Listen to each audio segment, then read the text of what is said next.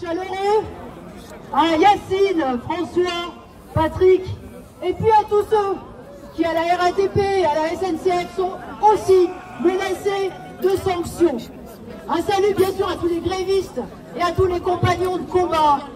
Oui, moi aussi ça me fait chaud au cœur d'être là aujourd'hui, d'être là avec tant de monde, parce que cela montre déjà ce que cette grève historique a gagné.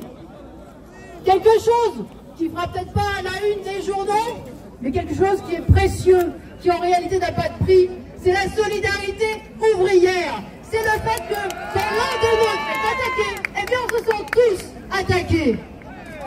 Et tout le monde l'a dit, les intimidations, les menaces, les sanctions de votre patron à la RATP, eh bien finalement ils jouent le même rôle que les gaz lacrymaux, que les coups de matraque, que les tirs de LBD dans les manifestations et devant les dépôts.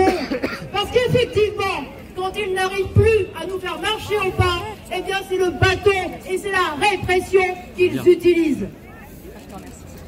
Si j'ai bien compris, parmi les charges qui étaient retenues contre vous, il y a une certaine reprise de VG Dream. Mais vous lui avez dit, votre patron, que Macron est fan, qu'il l'a cité à l'Élysée, qu'il l'a embarqué dans ses valises quand il est allé en Côte d'Ivoire. Alors qu'est-ce que ça veut dire tout ça, hein? Quand c'est Macron qui reprend VG Dream, tout le monde applaudit. Quand c'est vous, c'est le licenciement. Ouais, bravo.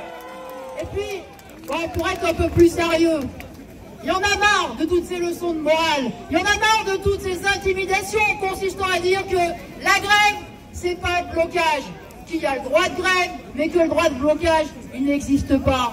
Mais Macron, lui, il se donne le droit de démolir nos retraites. Alors, oui, ici, je revendique le droit à la colère et le droit à la révolte. Ouais. Ce qui est certain, c'est que c'est pas comme ça que votre patron vous fera reprendre le volant ou la conduite des métros. C'est une évidence. Et c'est pareil pour Macron. D'ailleurs, on peut dire qu'avec le cinéma de Philippe, et on a rajouté de la colère. Parce que c'est vraiment un enfumage de première.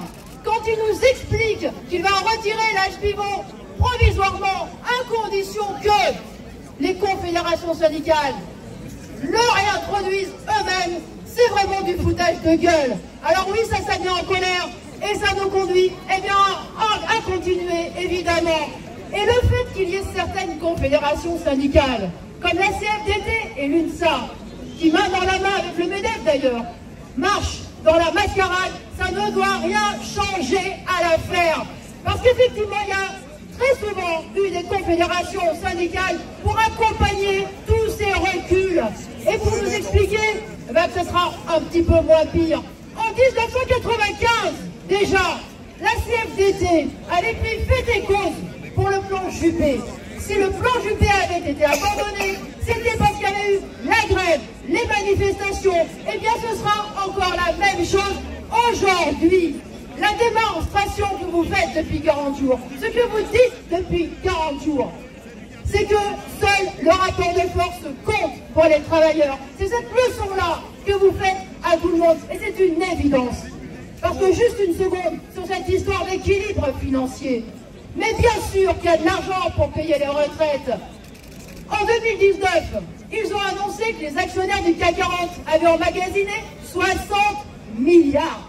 Rien que 10%, 10 petits pourcents de ces 60 milliards, ça suffirait à aller trouver leurs prétendus 12 milliards qu'il faut trouver. Alors tout ça, eh bien, ça doit nous encourager effectivement à continuer. Ce que vous avez fait depuis 40 jours, c'est déjà une victoire pour l'ensemble du monde du travail. Parce que c'est la victoire de la conscience.